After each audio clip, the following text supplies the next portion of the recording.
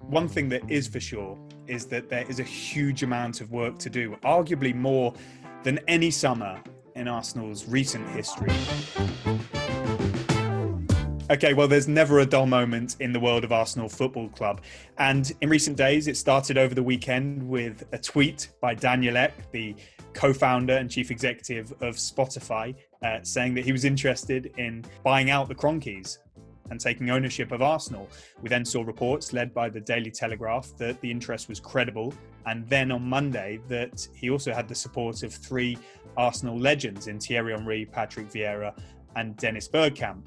Huge speculation, huge reaction from Arsenal fans. Momentum was building. And then on Tuesday evening, Stan and Josh Kroenke, Stan Kroenke being the owner and Josh Kroenke, his son and a director, put out a statement saying that Arsenal are not for sale.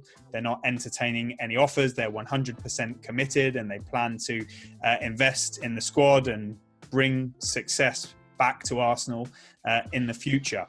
So here we are. The dust is now settling on it a little bit. And with perfect timing, really, Matt Slater had been working on a piece about American ownership of Premier League football clubs. And so I'm going to bring Matt in now to ask very directly what you think of the Kroenke statement, whether they are genuine. Everything I'm told is that they have no plans to go anywhere. The money doesn't matter because they don't see Arsenal for sale. They are not sellers of any of their sports teams or franchises. They have covered a lot of Arsenal's debt in the last year or so. They've refinanced the stadium debt. Arsenal are set to lose more than £100 million from this pandemic year, and they're still sticking around. They've been heavily involved in the last three pretty costly transfer windows, I think. They became sole owners only in the summer of 2018. They've seen off multiple rivals and interested parties over the years, most notably Alisher Usmanov, who had a significant stake in the club and was pretty aggressive in his pursuit. And they've also been the only owners from the English Super League clubs to have interacted with fans. Josh Kroenke went on a call and spoke and answered questions. He fronted up. But the animosity among the fan base has probably never been higher. And this leaves us with a very interesting story going on parallel to the football on the pitch, behind the scenes, the ownership of Arsenal. Where do you think, Matt, it's going? Well, there's a lot in there, isn't there, to unpack. Look, I think there are a few things that you can say straight off the bat about the Kroenke, Stan Kroenke in particular. One, he has an unbelievably thick hide. Anyone that you speak to about him, his career in business, in sports, this man, he does not sort of kind of blow around like a plastic bag in the wind, right? He is stubborn. He is very confident, and that means he sometimes can sail through problems. Perhaps it also means that he's a little bit disengaged and makes mistakes and doesn't listen to people. I think we can certainly sort of see some of that. But he is not the kind of guy to be concerned about the fallout last week, about protests outside one of his sports stadiums. If you think about things that genuinely crop up on his radar, it would be things like being sued by the city of St. Louis for moving the Rams from St. Louis. He's from Missouri, by the way, to LA in 2016. The people of St. Louis think he's the most unpopular person in the world and are suing him for $1 billion. That's the sort of thing that would bother Stan Kroenke. But what if the asset depreciates and Arsenal continue on a trajectory they've been on of late, in recent years, of being out of the top level European competition, potentially, depending on the outcome of their Europa League campaign, being out of European competition full stop? What if the protests, which are at their highest they've ever been among the Arsenal fan base right now, added to by the presence of legends that's built some real momentum, continues to gather momentum? What if those issues in the USA can take even more of their focus away from Arsenal? Now, my hunch, and from speaking to a number of people, is that events of recent weeks, the protests, the Super League that never was for now, has actually emboldened, or is likely to embolden and strengthen Kroenke's resolve to keep hold of Arsenal at a time where you wouldn't imagine he would sell now. He might have sold maybe a couple of years ago when he took full ownership, or he might sell in better times. And what we're hearing from Daniel Ek is that he's here to stay. He's not going anywhere, just because of the statement yesterday, Mikel Arteta's public sort of compliments towards the ownership of Arsenal today ahead of the Villarreal game. But Daniel Ek is here, he's going to play the long game. He's not going anywhere for now. First part of the question is, can you see anything changing for Stan Kroenke? The second part is Daniel Ek. What are your thoughts on him? Whilst he's only had complete control since 2018, he's had control since 2011. He's been the majority shareholder since 2011. And if you look at Arsenal during that time, they are profitable as a Champions League club. And they were a Champions League club between, I don't need to tell Arsenal fans this, between 2011 and about 2018. Now, in those 7 seasons, they made about 230 million quid in profit. And they had some cup wins, and they kept making the round 16. You know, they were where they were, and we don't need to go through the whole Arsene Wenger departure and all that sort of stuff. But as a Champions League club, Arsenal are profitable. They've had 3 or 4, it looks like it'll be 4 seasons out, and they are not profitable when they are playing Europa League. Now, this season is a disaster for all of them, particularly for a club like Arsenal. Amongst that sort of big 6 group, Arsenal depend an awful lot on matchday revenue. They get about 100 million quid ordinarily because they've got that big 60,000 stadium, but they also have lots of premium tickets, that sort of London location. What was an advantage, a position of strength for them in a normal season is now a weakness when you have empty stadiums. Look, if Arsenal are going to be a mid-table team, well, forever, well then, yeah, absolutely. He possibly will sell eventually. But he spent about nearly, I think, 900 million buying shares over a period of 2007 all the way to 2018. He spent a long time acquiring Arsenal. He is thinking in terms of multiples. So again, who does he hang out with? Who does he talk to? Who does he look at? FSG bought Liverpool, a distressed asset, for 300 million. It's worth about 3 billion now. The Glazers have taken millions, billions out of Arsenal, out of Man United, and you know, should they come to sell, it will be billions. That's the kind of return on his investment he'd be thinking about. Now, the number that getting to Daniel Ek was, you know, has been suggesting that he thinks Arsenal are worth 1.8. I'm sorry, that's not going to get, like the supermodels, that's not going to get Kroenke out of bed. If he came at him with 2.5 billion, there's a starting point for a conversation. There, you know, yeah, okay. Let's talk. Now, Ek, I have learnt really since writing the piece, to be honest, has been thinking about football for a while. Now, whether he's clearly an Arsenal fan, whether the Super League situation, whether Arsenal's troubles on the field, whether the continuing losses, whether Kroenke's potential weakness back at home is now making him think, do you know what, Arsenal's attainable. My club is attainable.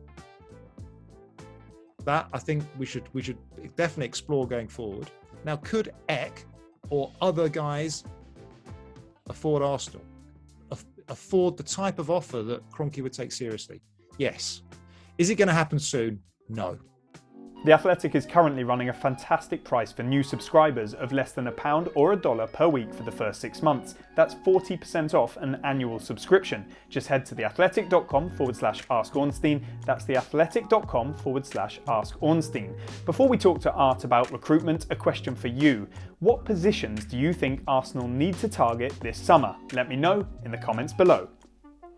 Now to the crucial area of recruitment. It's my understanding that the technical director, Edu, of course in conjunction with the manager, Mikel Arteta, are pretty clear on their plans for the summer transfer market, and they've already submitted these to the Arsenal board of directors. Of course, there are still loads of variables after that. They have to get into negotiations with clubs and players.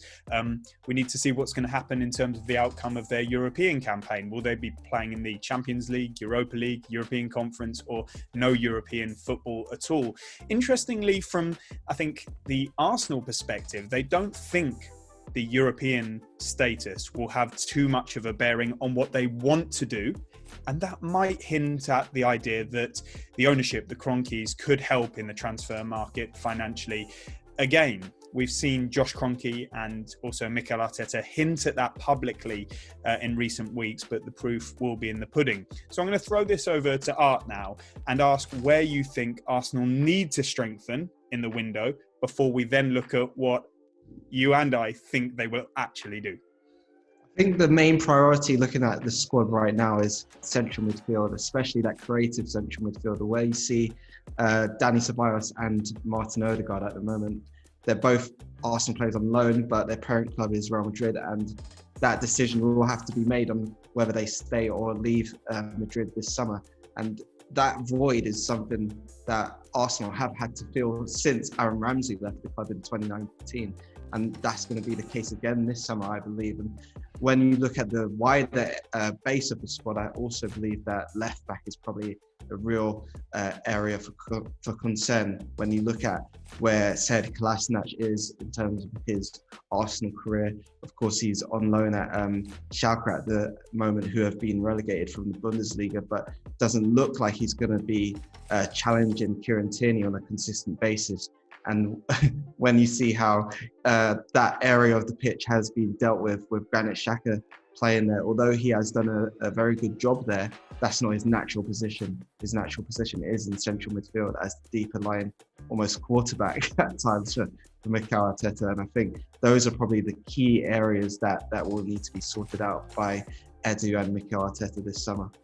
Yeah, I think it's important to stress that so much can and no doubt will change due to so many different sort of moving objects in the equation.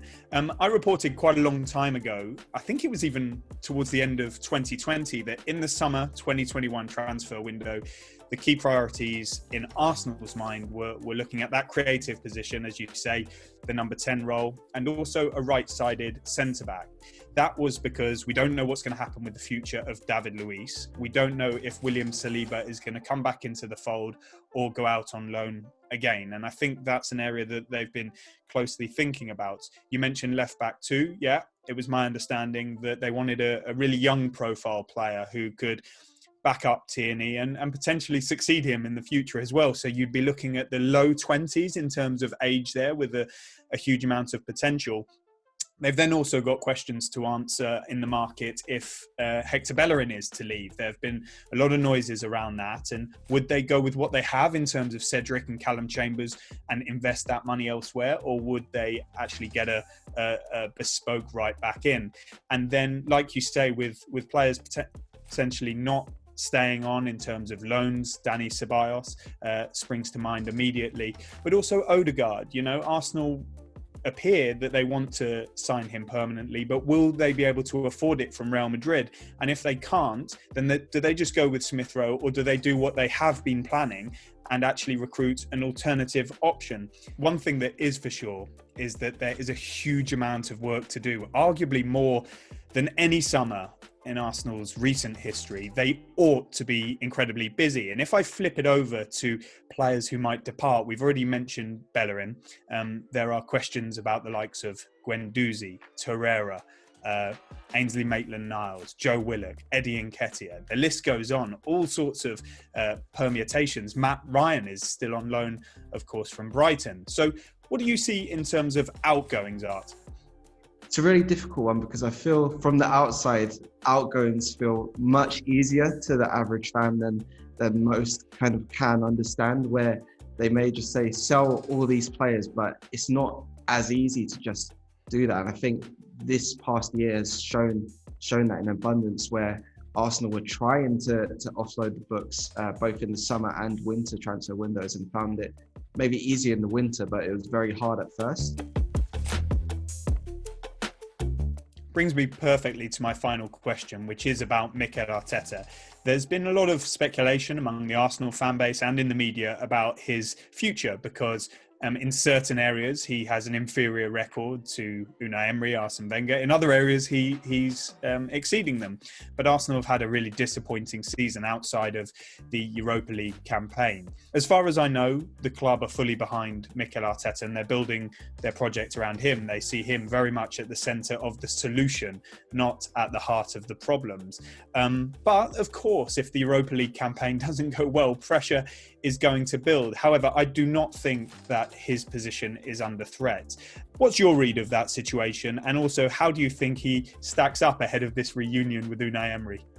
Yeah, it's very funny when you bring up the records with, say, Arteta's first 50 games, Emery's first 50 games. And even though Mikel Arteta, say, is winning less than both Emery and Arsene Wenger, I think the stylistic direction that he's taken is probably much stronger than Emery did straight after Arsene Wenger, which was almost the poison chalice, if you want to call it that. I think that was very evident in the final weeks and months of Emery's time in charge, where he was almost switching his game plans with each week that came. One week he'd play with a 3 at the back, the next week with a 4. I remember Dani Ceballos playing as a left midfielder against Wolves at the Emirates, and you kind of lose that sense of knowing.